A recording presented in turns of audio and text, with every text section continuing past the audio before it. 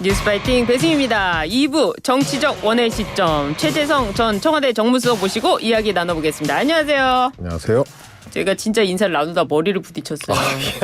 머리를 맞대고 이 방송을 준비하고 있습니다. 네. 괜찮으시죠 머리는? 제 머리는 괜찮거든요. 제 이마가 부딪혔어야 예. 되는데 죄송합니다. 키가 비슷한 건가? 아닙니다. 아니면 누가 더 꺾었던가? 그러니까 말입니다. 제가 돌머리여가지고 죄송합니다. 그 한동훈 대표가요. 이제 추석 전에 이재명 대표를 만난다고 합니다. 추석 전에 만나는 이유가 있을까요? 우선 만나겠다고 했으니까 만나야죠. 네, 일단 만나야죠. 예. 그래서 이미 이제 공표된 거기 때문에 안 만날 이유가 없는 거죠. 예. 그리고 저는 그 전부터 이재명 대표 선출 전부터 네. 이제 영수회담이 하나 있었고, 그렇죠. 대표회담이 예. 하나 있었는데 한동훈 대표 비대위원장 시절에 이재명 대표가 안 만났잖아요. 아 그랬나요? 네, 만나잖아요. 총선 때. 총선 때. 네. 근데 그게 요구가 있었는데도 안 만났던 게 그때 총선 민주당 키워드는 정권 심판이었잖아요. 예. 그렇기 때문에 비대위원장 만날 필요가 없었던 거고. 그렇죠.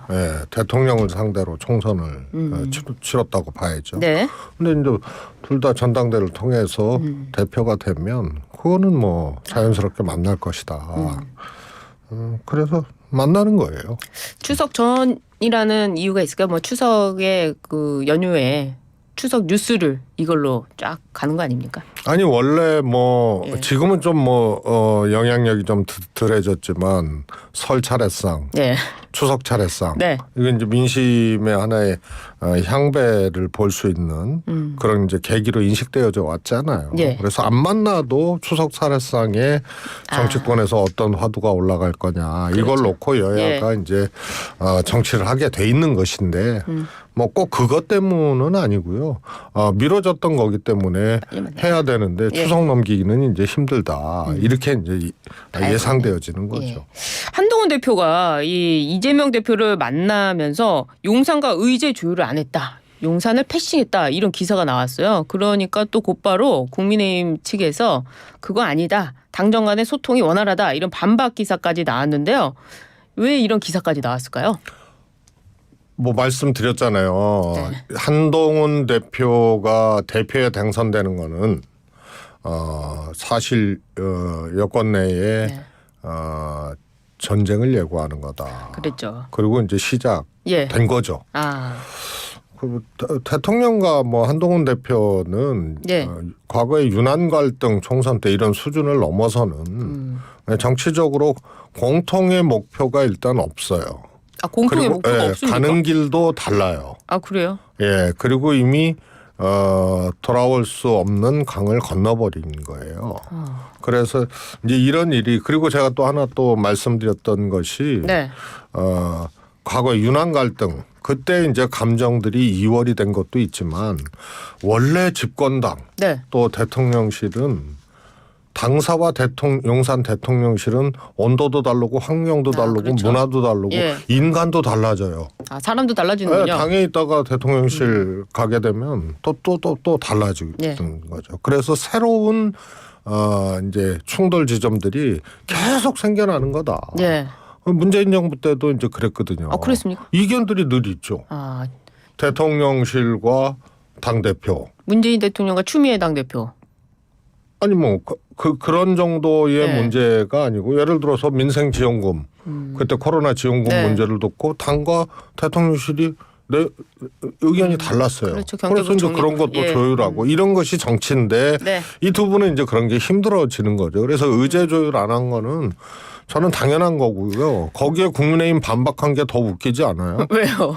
소통하고 있다. 의제 조율 안 하고 패싱했다고 하는데 네. 당정 간에 소통하고 있다는 걸로 반박을 하니까 이 문제 제기의 워딩은 뭐예요? 의제 조율 안 하고 패싱인데 네. 반박이라고 내놓은 것이 당정 간에 소통하고 있음. 그 의제 조율 했어 안 했어? 아 그러네요. 안 한 거죠. 안 한 거군요. 예. 왜 이런 반박을 했을까요? 의제 조율을 했다면 한 거고 아니면 안 했다고 하면 되는데요. 그러니까 뭐 자꾸 한 대표하고 용산하고 이제 뭐 갈등, 뭐 패싱, 네. 뭐 이런 얘기들이 나오니까 그거 아니다라고 얘기를 했는데 그러면서 의제 조율 했다라고 말은 못 하는 거죠. 아 그러네요. 근데 유난 갈등 말씀하셨는데 공통의 목적이 다르다. 그럼 한동훈 대표의 목표는 뭡니까? 대권이죠. 대권이고. 네, 대권인데 윤석열 윤 정부. 대통령의 그늘 아래서 대선 치르고 이기고 대통령 되기는 어렵다고 판단을 하는 거 아니에요. 아, 그 한동훈 대표는 윤석열 대통령의 성공을 바라지 않는다. 아니요. 성공을 바라지 않는다가 아니고 예. 대선 가도에 대통령이 일단 대립각으로. 장애물이 된다고 보는 거죠. 예. 총선 때 그런 거 아니에요? 그리고 뭐 대통령 책임론을 얘기를 한 반면에 또 용산에서는 대통령 스스로가 그런 거 아니에요? 그거 굉장히 재밌는 워딩이었어요. 대통령이 총선 직후에 이건 집권당에 대해서 민심이 이 회초리를 들은 거다. 그러나 국정 운영에 대한 것도 있기 때문에 이래서 1차 책임 당 그리고 집권당이니까 국정 운영에 대한 이 책임도 물은 것이다. 이렇게 얘기를 한 거예요. 그렇게 된 거군요. 그러니까 벌써 책임론부터 다르고 앞으로 이런 거 계속 있을 거예요. 그래요? 대통령의 목표는 뭘까요? 대통령은 뭐 이거 뭐 증거는 없지만 분석 내지는 그럼요. 의견 이런 것으로 보면 한동훈은 안 된다죠. 그러니까 이게 목표가 다른 거예요. 한동훈은 안 된다 이 말씀이시군요. 앞서서 제가 좀 그 한동훈 대표의 그 속내를 뭐 표현한다는 걸로 대통령의 성공을 바라지 않는다 뭐 이런 표현은 좀 적절하지 못했던 것 같습니다. 사과 좀 드리겠습니다. 김우영 더불어민주당 의원은요. 한동훈 대표 의제 설정 권한이 없다. 독자적으로서야 민주당과 토론이 가능하다. 이렇게 얘기도 했는데요. 이게 또 한동훈 대표와의 결이 맞는 거 아닙니까? 이 말은? 그렇습니다. 그래서 사실 의제 설정 권한 아까 얘기한 대통령실 이것도 의제 설정에 대해서 협의했다 그래도 웃긴 거죠. 그런가요? 대표회담 하는데. 아니 과거에 황우여, 김한길 대표, 김무성, 문재인 당시 아니 연합 이제 대통령실과의 문제는 이 의제 설정 패싱했다 그러니까 국민의힘에서 아니다라고 했잖아요. 근데 의제 설정을 대통령실하고 얘기하는 거는 일단은 그건 협의했다 그래도 웃긴 거죠. 대표회담 하는데 대통령실하고. 근데 요 문제는 제가 보기에는 김우영 의원이 의제 설정 권한 없다. 독자적으로서야 민주당과 토론 가능하다는데 이게 이제 뭘 의미하는지 모르겠어요. 그래서 아마도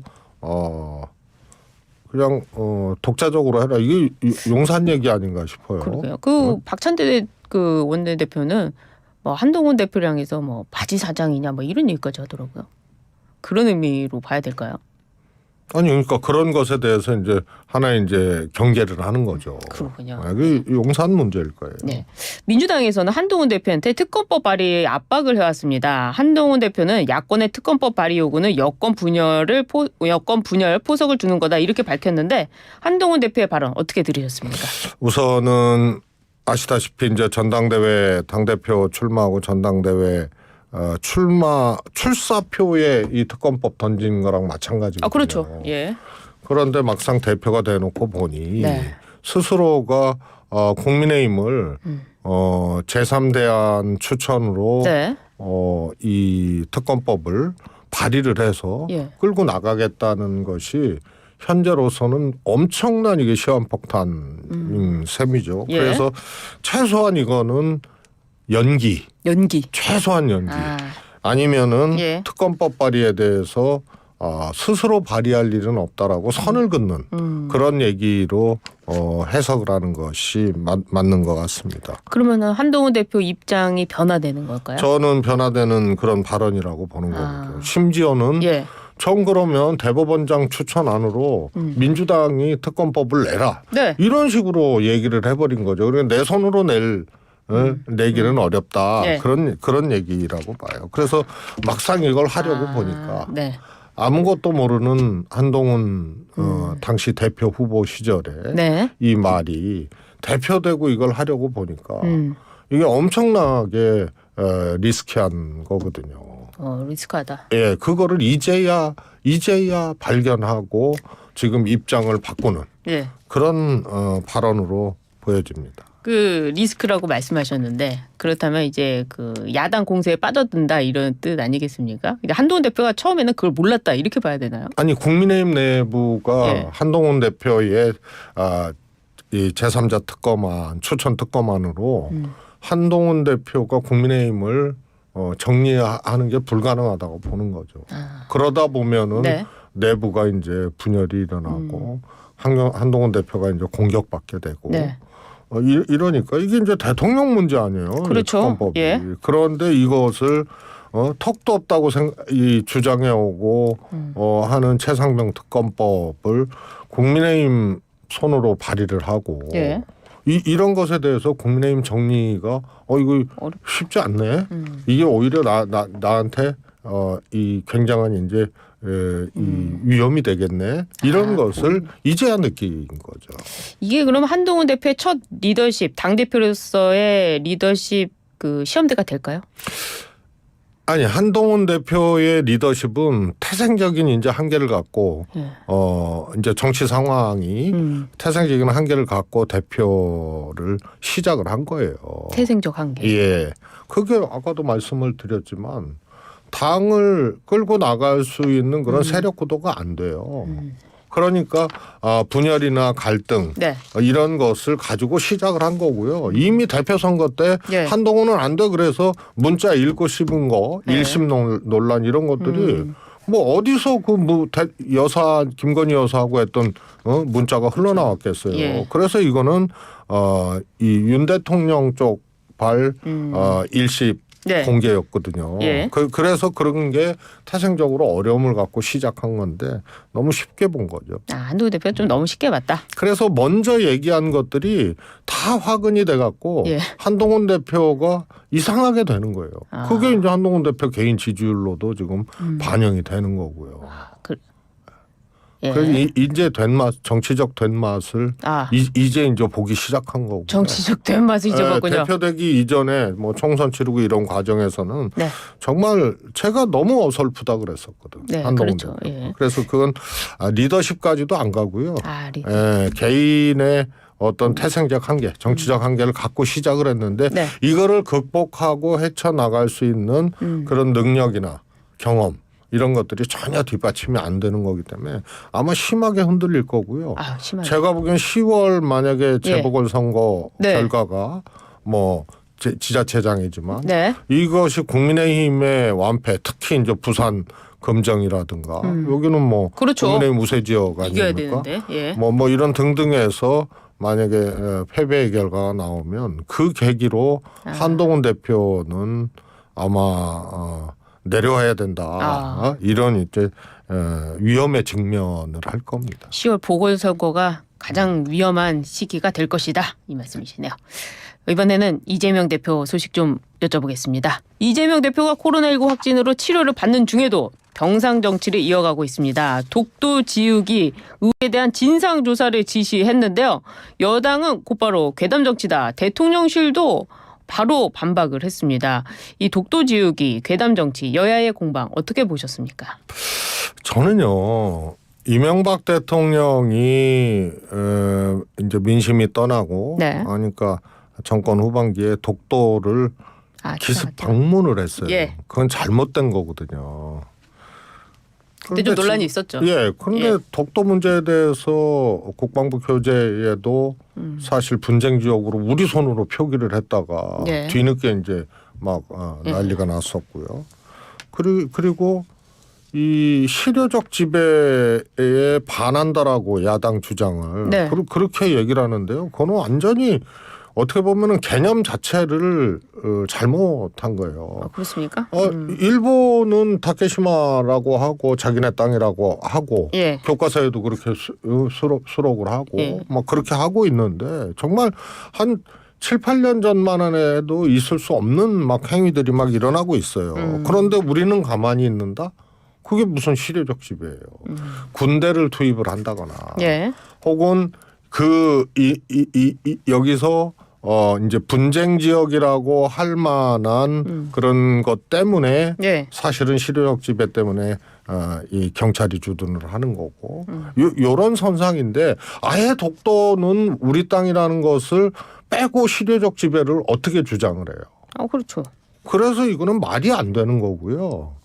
그래서 아니 대통령실 반응이 그랬어요. 이 이제 실효적 지배에 네. 소위 말해서 이제 조용한 지배라는 거죠. 실질적으로 지배하면 되지 독도를. 그런데 독도는 그건 우리 땅이라는 것을 이 분명히 한 상태에서 시대적 지배를 의미를 하는 거지. 아예 그것을 우리 스스로가 분쟁지역화라고 하고, 혹은 독도에 대해서 우리 땅이라는 주장을 하지 아니하고 이런 것들은요. 나중에 이제 그 소위 말해서 전 세계 이제 영토 분쟁 국가 간의 네. 영토 분쟁이 있었던 거 보면요. 대통령이나 국가의 말과 태도가 굉장히 중요해요. 그렇죠. 그래서 이명박 대통령 때 일본 총리 만나가지고 독도 이제 이 타케시마 교과서에 수록할 거라 그러니까 조금만 밀어달라 이렇게 이명박 대통령이 얘기했다는 썰이 있었어요. 네. 그때.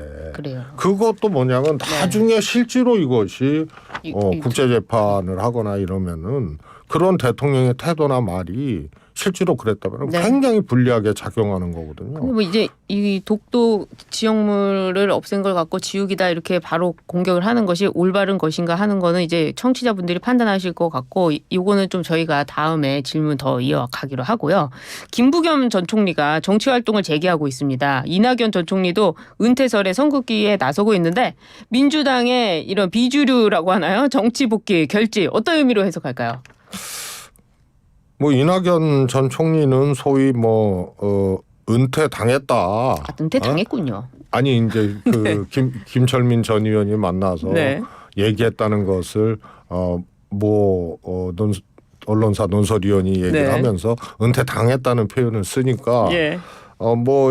실제로 그것에 대해서 이낙연 전 총리가 코멘트를 안 할 수가 없죠. 그렇죠. 그러니까 예.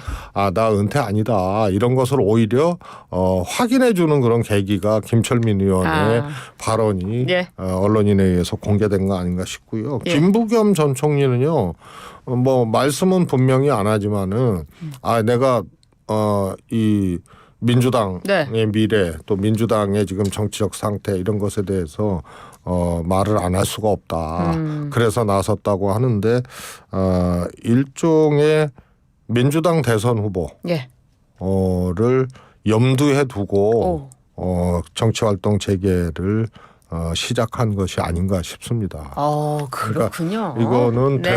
대선을 뛰겠다. 대선 뛰겠다. 용꿈을 꾸고 있군요. 다시 꾸고 가동하겠다. 좋습니다. 이런 걸로 네. 해석되어지는 거죠.